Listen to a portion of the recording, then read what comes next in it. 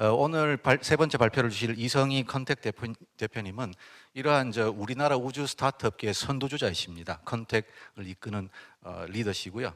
원래 컨택은 한국항공우주연구원의 스핀오프 기업으로 출발해서 현재 글로벌 규모의 네트워크 구축을 해가지고 지상국 데이터 수신 서비스와 위성 영상 전처리 활용 서비스를 전문으로 하고 있습니다. 주식회사 컨택의 이성희 대표님을 무대로 모시겠습니다. 네, 반갑습니다. 앞에 이렇게 폴링 교수님이랑 황정 박사님께서 많은 부분을 말씀해 주셨는데 지금 이 시간 동안 좋은 관계를 맺고 있는지 잘 모르겠습니다. 요즘에 사실 관계가 좋다는 게 우리가 이제 잘 지내고 있다고 하는 게 사실 관계가 좋다라고 이렇게 얘기를 한다고 합니다. 그래서 이 시간 동안은 여러분과 어떤 좋은 관계, 의미 있는 관계를 맺고 그리고 이 시간을 지나서 나가실 때 오늘 좀 잘 왔다 이런 생각을 가질 수 있었으면 좋겠습니다. 앞에 이제 폴링 교수님이 진짜 우주의 진짜 전체적인 어떤 부분을 말씀해 주셨고 황정화 박사님께서 대한민국 우주 산업에 대한 부분을 말씀해 주셨습니다. 대한민국 우주의 전체적인 어떤 플랜 그리고 현재 진행되고 있는 상황을 말씀드렸다고 하면 저는 글로벌리 이제 비즈니스 관점에서 전 세계 글로벌 스페이스 비즈니스가 어떻게 흘러가고 있는지 여기 계신 분들 중에서는 아마 학생분들도 계시고 그냥 일반인도 계실 텐데 내가 어떤 포지션을 잡을 때 우주에 내가 어떤 산업에서 일을 하고 싶으면 이쪽 부분도 괜찮겠다 하는 생각을 가질 수 있는 부분도 있습니다. 그리고 일반인 같은 경우에는 내가 나중에 투자를 했을 때 이런 우주 기업에 한번 투자를 하는 것도 가능하겠다. 그런 관점에서 한번 잘 봐주시면 좋을 것 같고요. 자, 그러면 이제 제가 하나씩 말씀을 드릴 텐데 우리가 최근에 이렇게 우주로 가는 것에 대해서 굉장히 많은 얘기를 하는데 그럼 과연 왜 우주로 가느냐? 에 대해서 이제 한 번쯤은 고민을 해보셨을 거고 저희들도 항상 고민을 합니다. 진짜 왜 우주로 가냐? 지구를 좀 더 잘 살게 하고 인류에 좀 더 어떤 컨트리뷰션 할 수 있는 방안이 문제도 고민하지만 제일 중요한 거는 사실은 그 방점이 인류, 우리가 살고 있는 우리가 존재하는 이 인류에 대해서가 가장 중요한 것 같습니다. 그래서 사실은 우리가 우주라는 곳을 가려고 하면 일단 지구를 벗어나야 되기 때문에 지구 중력도 이겨내야 되고요. 옛날에 스페이스 셔틀 같은 경우는 지구 대기로 다시 들어오려면 엄청난 열과 압력을 견디면서 와야 되고 돈도 많이 들고 기술도 많이 필요하죠. 그럼에도 불구하고 사실은 우리가 앨런 머스크 화성도 가고 테라포밍해서 화성에 사람 살겠다고 하는 가장 큰 이유는 언젠가 지구가 내부적인 요인에 의해서나 외부적인 요인에 의해서 어떤 임팩트를 받을 수 있다는 거예요. 어떤 문제가 생길 수 있다는 거죠.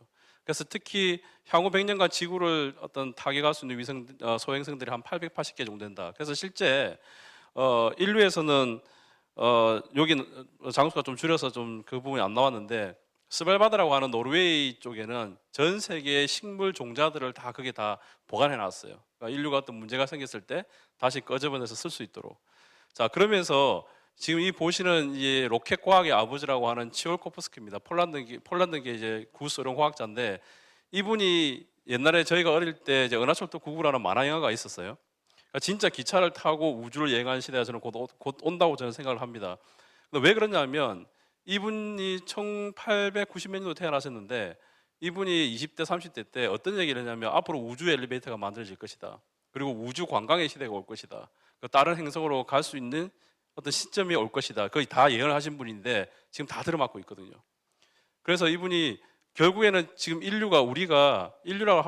우리 인류가 지금 지구라고 하는 어떤 요람에서 살고 있지만 더 이상 우리 인류가 요람에서만 살 수 없다라고 하는 굉장히 유명한 말을 남기셨죠. 그와 더불어서 앨런 머스크가 어릴 때 읽었던 책 중에 이런 책이 있습니다. 은하수를 여행하는 히치하이커를 위한 안내서. 앨런 머스크가 굉장히 많은 여러 가지 일을 하면서 돈을 벌었지만 이 친구의 마지막 그 도전은 자기는 무조건 우주 사업을 하겠다고 했던 게 이 친구가 어릴 때부터 계속 품고 있던 생각이었어요. 이 책의 주 내용은 뭐냐면 소설이긴 하지만 실제적으로 우주 어떤 공간에 고속도로를 닦는데 중간에 지구가 있는데 우주위원을 열어서 지구를 어떻게 할 것인가에 대한 고민을 하기 시작한 거죠. 근데 결론은 뭐냐면 지구를 폭파시키자는 거예요. 어릴 때 그 책을 읽으면 언젠가는 지구가 없어질 수도 있겠네라는 생각을 하지 않겠습니까? 그래서 앨런 머스크는 이 친구도 이제 물리학을 전공한 친구인데 혼자 99년대 스페이스X를 만들어 가지고 혼자 공부도 하고 CEO 겸 CTO였어요. 좋은 나사 과학자들을 유치를 해서 지금의 스페이스X에 되긴 했지만 하여튼간에 이러한 어릴 때부터의 그런 생각을 가지고 내가 왜 우주 사업을 하는지 실제 스페이스X를 가보면 스페이스X LA에 있거든요. 그 친구들 얘기해 보면 이 친구들의 마인드에 뭐가 있냐면 우리는 인류를 화성에 보내기 위해서 존재하는 회사라고 이렇게 얘기를 해요. 그 프라이드가 굉장히 강합니다, 실제. 그래서 그 출입 조치도 그 웬만한 우리나라 국가의 보안기관에 들어가는 만큼 그렇게 철저하게 합니다. 그래서 화성에 이런 테라포민을 만들겠다는 것이고요. 실제 우리 넘겼는데 실제 우리가 계속 우주 탐험을 하고 뭔가 돈을 투자해서 의미 있는 결과를 만들었는데 이런 얘기가 있습니다. 왜 자꾸 우리가 뭔가를 우주로 계속 가려고 하느냐? 아까 뭐 여러 가지 어떤 물리적인 요인, 우리가 어떤 베네핏이라고 하는 부분을 생각도 하지만 결국 우리 인류가 뭔가를 도전하고 탐험하고 탐구하지 않는 이상 인류는 그냥 그걸 멈추는 순간 그냥 인류는 죽은 거랑 마찬가지다. 그 문구가 굉장히 의미가 있었습니다. 그런 얘기를 스페이스X들이 해요, 실제. 자, 그러면 여기서 실제 비즈니스 속에서 뉴스페이스 어떤 스트림 속에서 어떤 비즈니스가 일어나고 있는지 조금씩 살펴보면 사실 스페이스 앞에 뉴가 하나 더 붙였잖아요. 그러면 기존의 스페이스와 지금의 스페이스 차이가 뭐냐? 뉴가 하나 더 붙이면서 아까 폴링에서 말씀하셨지만 정부 주도, 과거에는 돈이 워낙 많이 들어갔기 때문에 스페이스가 기업이 한다는 생각을 못했어요. 저는 이 그림을 항상 말씀을 많이 드리는데 왼쪽에 큰 발사체와 큰 위성, 누리호 같은 경우 한 1.9조 정도 들었죠. 그리고 우리가 위성의 저궤도나 정지궤도 큰 위성을 만들면 2톤짜리, 3톤짜리, 4톤짜리 위성 하나 만드는데 3천억, 4천억씩 듭니다. 근데 지금은 여러분들이 갖고 계시는 노트북 사이즈, 그보다 더 작은 사이즈의 포켓 큐브까지 해서 위성 하나 만드는데 1억부터 뭐 10억, 20억 이 정도면 다 만들거든요. 발사체도 20억, 30억, 지금 요만한 25kg짜리 위성 하나 날리는데 과거에는 킬로그램당 10만 불이었으면 지금은 킬로그램당 1,500불까지 내려왔어요. 그만큼 기술이 발전되고 여러 가지 조건이 좋아지다 보니까 실제 기업이 의미 있는 비즈니스를 할 수 있는 그 구조가 되었다. 그게 뉴스페이스입니다. 그래서 Affordable Launch and Satellite라는 뜻이 적합한 발사체와 적합한 기술이 적합한 위성이 이런 익스플로레이션한 어떤 기술의 발전을 통해서 뉴스페이스를 하기 위한 시장이 만들어졌고 그 뉴스페이스를 하기 위한 시장에서 의미 있는 비즈니스로 레비뉴, 매출이 나오다 보니까 프라이빗 펀딩들이 들어오기 시작했던 거예요. 그래서 그걸로 의미 있게 돈을 벌다 보니까 국가도 이걸 산업으로 육성해야 되겠다. 그럼 국가가 해줘야 될 일이 뭐냐? 국가가 여러 가지 갖고 있는 규정이나 레귤레이션에 대한 배리어를 낮춰준 거죠. 그래서 이 5가지의 팩터가 잘 어울려져서 뉴스페이스가 지금 만들어지고 있다. 이렇게 말씀드릴 수 있을 것 같습니다. 과거에 이렇게 스페이스 에이전시들이 우주 산업을 주도했어요. 근데 지금은 여기 보시는 것과 같이 우주기업이 전 세계 10,000개 정도 있습니다. 우리나라에도 뭐 국방에 관련되는 부분까지 합치면 굉장히 많이 있죠. 실제 여기서 제가 몇 가지만 좀 말씀을 드리면 지금은 IS 우주정거장이라고 하는 ISS 스테이션 국제우주정거장이라고 하는 게 이제 몇 년 후면 이제 사라지죠. 더 이상 국가끼리 돈을 내서 그 우주정거장을 이제 운영하지 않습니다. 그러다 보니까 그러면 민간 기업이 그럼 내가 돈을 내서 내가 만들어서 국가에서 필요한 실험 그리고 우주 관광을 내가 하기 위해서 만들어진 회사가 엑시먼 스페이스예요. 커머셜 스페이스 스테이션입니다. 그리고 시에라 스페이스 이런 회사들도 있고 지금 보시면 이러한 그 앞에 그 드림 체이스라고 하는 비행기 같은 게 하나 보이죠. 이것들이 이렇게 이제 공항에서 왔다 갔다 하듯이 그걸 보통 저희가 스페이스 포트라고 부르는데 스페이스 포트에 랜딩을 하고 사람을 싣고 날아가고 실제 그렇게 합니다. 근데 지금 아직까지는 미국이라는 곳에 가서 발사를 해서 올라가고 랜딩하는 곳은 전 세계 스페이스 포트 있는 곳에 내립니다. 그러니까 그거를 지금 미국과 영국은 만들어져 있고요. 일본에서는 정부가 적극적으로 움직이고 있고 한국에서는 이제 저희 회사에서 한번 해보려고 제주도 조청하고 이렇게 저는 이제 좀 준비를 하고 있습니다. 그러니까 조금 더 상세하게 말씀드리면 아까 편리 교수님 보여주셨지만 전 세계 우주 시장이 2021년 기준으로 해서 469조인데 BOA, 뱅크 오브 아메리카라든지 뭐 이렇게 여러 가지 전문 어떤 그 금융기관에서 발표한 것에 따르면 2040년 앞으로 한 20년 정도가 지나면 1,000조 정도가 된다고 합니다. 그러니까 실제 2021년도 1월 7일 날 예측된 21년도의 시장은 370조였어요. 그런데 21년이 딱 지나고 나서 올해 7월에 발표한 자료를 보니까 21년도에 전체 마켓의 시장이 470조, 100조가 늘어났다는 거죠. 그러니까 예측한 것보다 훨씬 더 시장이 커지고 있다는 얘기예요. 그래서 각각의 나라에 보면 그런 시장에 실제 제가 1년에 150일, 160일 해외 출장을 다니는데 매달 가다 보면 매달 트렌드가 바뀌고 매달 새로운 회사가 생각이 나서 쫓아가기도 바빠요. 그리고 그거를 공부를 하고 그 애들하고 컬래버레이션을 어떻게 만들지에 대한, 그리고 그 비즈니스를 어떻게 피봇을 시킬지에 대한 것을 고민하지 않는 이상 사실은 우주에서 뭔가 내가 의미 있는 비즈니스에서 돈을 벌겠다? 거의 불가능합니다. 그래서 우주 사업을 하겠다고 하면 국내 어떤 도메스틱 에어리에서 뭔가 내가 사업을 하겠다는 순간부터 사업을 안 하는 게 낫고요.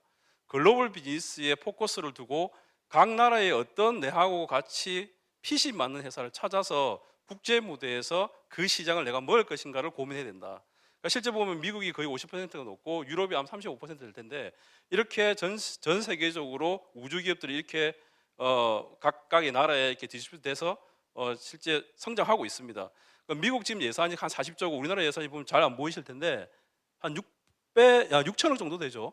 항우연 1년 예산이 6천억 좀 넘어요. 항공우주연구원 1년 6천억이 좀 넘는데 지금 우리나라 우주기업들이 대부분 항공우주연이나 국방과학연구소에서 나오는 그 예산을 용역식으로 받으면서 제품을 개발하고 있다고 보시면 됩니다. 그래서 전 세계 시장으로 봤을 때 사실은 그 6천억 시장, 항공우주연구원 6천억이라는 게 항공우주 예산이지 그 시장이 아닙니다. 그 연구원들 인건비도 있을 거고 그게 간접비도 있을 거니까 실제 그걸 가지고 뭔가 의미 있는 빚을 하는 수는 험치는 3분의 1도 안 되겠죠. 그럼에도 불구하고 굉장히 의미 있는 데이터가 우리나라가 그래도 위성을 10개 이상 올린 그 국가 안에 들어와 있다는 거예요. 자, 그러면 실질적으로 그런 위성 발사체, 전 세계 우주 시장에서 발사체나 위성을 만들어서 팔겠다는 시장은 7%밖에 안 됩니다. 7에서 8%. 그럼 92%는 어디냐? 거의 다운스트림에서 다 일어나요. 위성이나 발사체로 데이터를 받아주고 그 데이터를 가공하고 의미 있는 데이터로 활용을 해서 분석을 하고 그 데이터 셀링, 그리고 그 데이터를 수신하는데 이런 데가 거의 92%, 93% 정도 잡고 있고요. 그렇지만 그런 위성이나 발사체가 없으면 그런 어떤 밸류 에디된 어떤 시장을 형성할 수는 없겠죠. 자, 그럼 위성으로 뭘 할 수 있느냐? 한 중간 정도 한번 들어주실래요? 예. 요 지금 보면 오른쪽에서 쭉 위성이 올라가고 있잖아요. 이게 스페이스X가 올리는 위성이에요. 실제 중동에서 이렇게 여러분들 스마트폰 갖고 찍어 보시면 예전에는 작년까지는 스페이스X가 2주에 64개씩 쐈는데 지금 일주일에 64개씩 쏴요. 그래서 실제 지금까지 인류가 올렸던 위성보다 스페이스X가 작년하고 올해하고 쏘는 게 더 많아집니다. 전 세계 4만 개의 위성을 해서 스타링크를 통해서 와이파이 서비스 하겠다는 게 스페이스X의 계획이에요. 그거와 똑같이 원앱이라든지 텔레스, 아마존처럼 미국의 유럽에서 똑같이 스페이스처럼 저궤도에 두고 저궤도라고 하는 거는 사실은 지구에 가까운 건데 제가 풀리 설명을 하기 시간이 없기 때문에 하여튼 그렇게 저궤도에 두고 인터넷 서비스를 하겠다는 회사들이 좀 이렇게 나타나고 있습니다. 실제 아까는 통신의 관점에서 봤다고 하면 여러분 지구과학 시간에 배우셨겠지만 지구는 알아서 서에서 동으로 자전을 하죠. 근데 지금 위성을 보시면 북극과 남극만 계속 돌고 있잖아요. 그럼 지구가 알아서 돌아주니까 전지구를 다 찍을 수 있어요. 위성에 카메라를 달고 전지구를 찍다 보니까 그럼 그걸로 뭐 할 수 있느냐? 우리가 아는 자율주행의 맵도 만들 수 있고요. 우리나라는 그렇지 않지만 미국에 있는 마트에 주차된 자동차를 찍어서 딥러닝, AI 딥러닝을 통해서 그 마트의 매출량도 역산을 할 수 있습니다. 그리고 하버 쪽도 모니터링 할 수 있고요. 지상국을 받는 서비스하는 업체도 있고 소행성 가서 아까 강물을 갖고 오는 뭐 이런 서비스도 지금 태어나고 있고 우주에 위성이 너무 많다 보니까 이제 우주에 있는 쓰레기를 청소해야 되는 그 청소하는 업체도 스위스의 클리어 스페이스라든지 이런 데가 생겨나서 그걸로 돈을 벌고 있습니다.